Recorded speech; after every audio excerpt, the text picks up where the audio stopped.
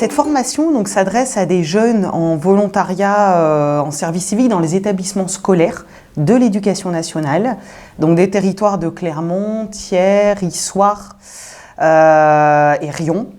Donc c'est des jeunes qui réalisent une mission de 6 mois à 1 an.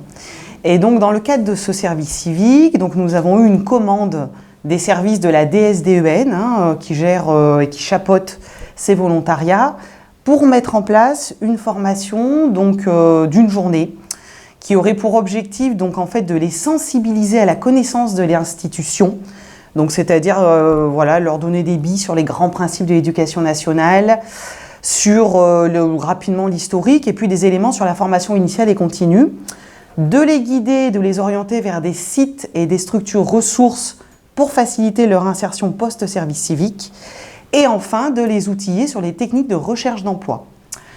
Voilà, donc c'est une formation que nous avions mis en présentiel en fait pendant 2 ans, de 2018 à 2020, et en raison de la crise sanitaire de la Covid-19, à partir de 2020, donc les commanditaires nous ont demandé de la transposer à distance.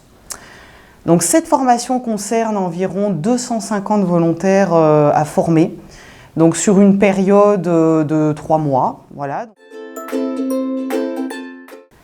Alors, afin de pouvoir transposer donc, cette formation de 6 heures en présentiel à distance, nous avons choisi d'utiliser la plateforme YGRETA CFA.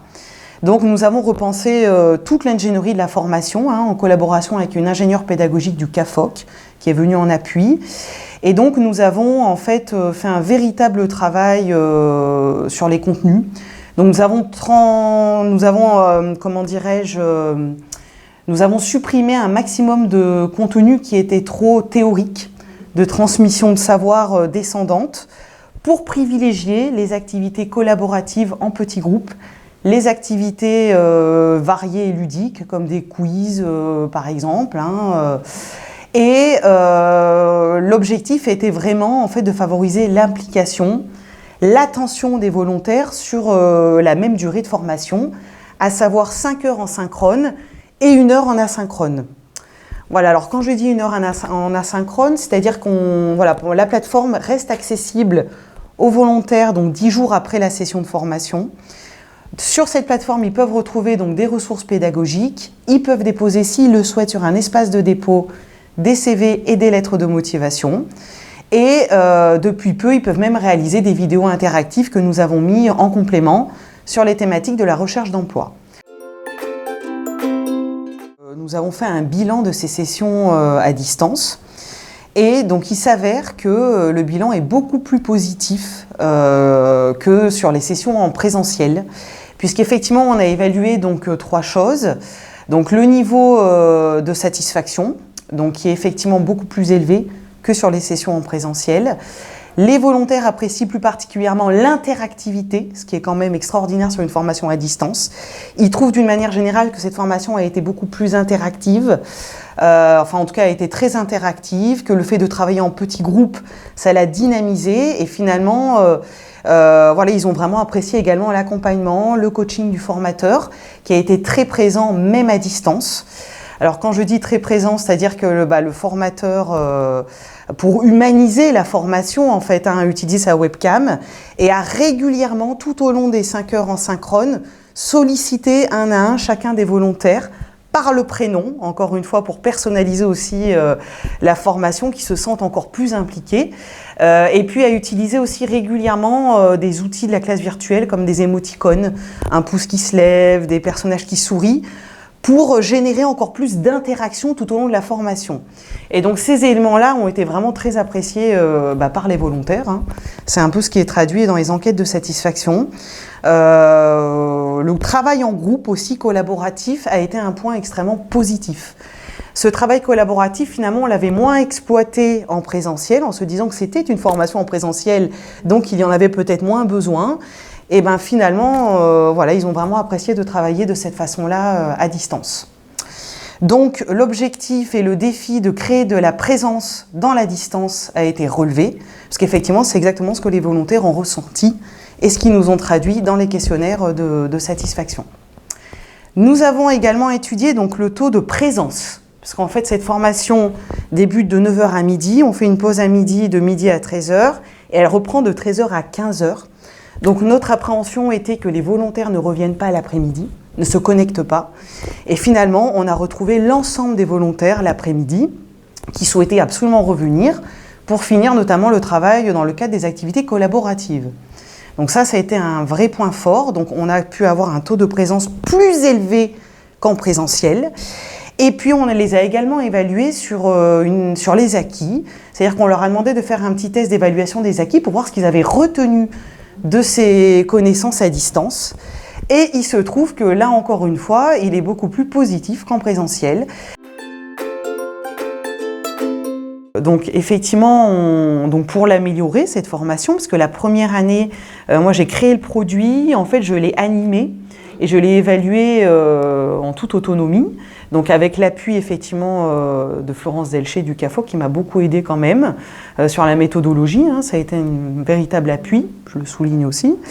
Et puis donc la deuxième année, il a fallu relayer, déléguer, donc j'ai formé 2 formateurs pour venir me soutenir et c'était aussi l'occasion d'une montée en compétences des formateurs de l'État. Après effectivement on a amélioré aussi l'ergonomie de l'espace numérique. Donc sur la première année, c'était un espace pas coloré, avec des grandes sections qui étaient très claires, mais il n'y avait pas vraiment d'image, il n'y avait pas vraiment de couleurs, encore une fois. Hein.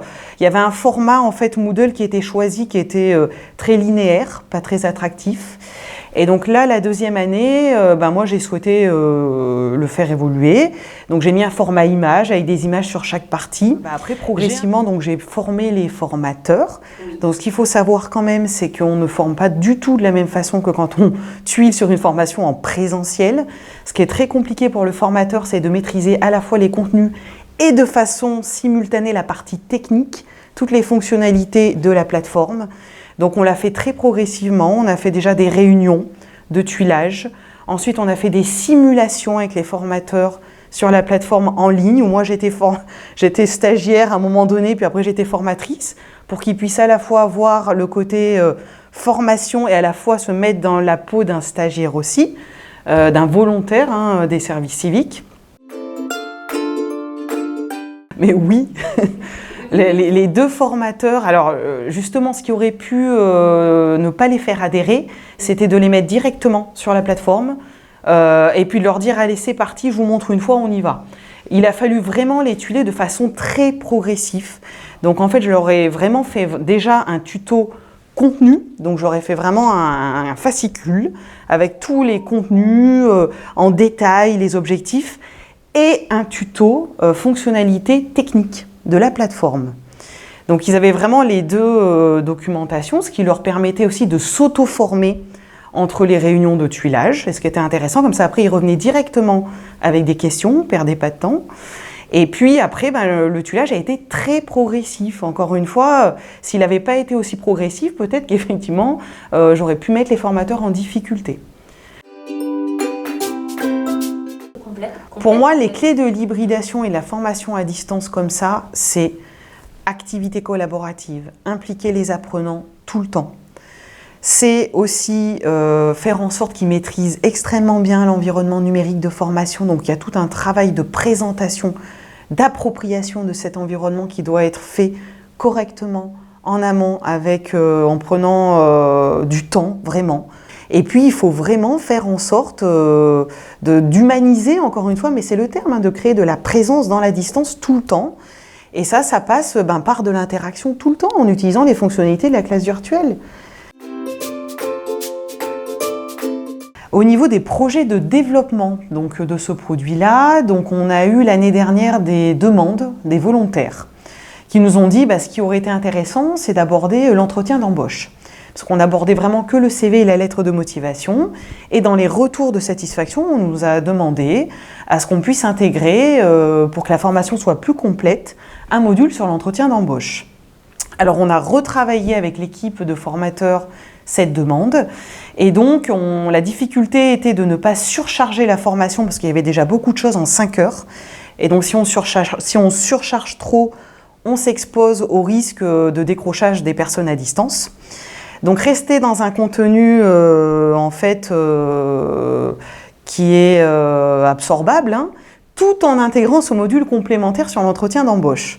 Donc en y réfléchissant, en fait, on a mis en place une vidéo interactive. On a vraiment en fait créé un serious games qu'on a contextualisé à leur situation. Donc ce serious game sur le thème de l'entretien d'embauche s'appelle même dans le rôle d'un volontaire en recherche d'emploi à Clermont-Ferrand. Voilà, donc donc cette activité permet aussi d'avoir des feedbacks. Donc elle peut être tout à fait réalisée en autonomie sur la plateforme en asynchrone. Donc c'était aussi l'intérêt. Moi je pense rester en veille régulièrement sur les réseaux sociaux, s'informer, lire sur les nouveautés. Donc d'un point de vue pédagogique, d'un point de vue technique aussi, se former à l'utilisation de nouveaux outils en ligne, expérimenter, ne pas avoir peur d'expérimenter de nouvelles choses, et puis échanger avec les autres pour pouvoir faire un échange de pratiques.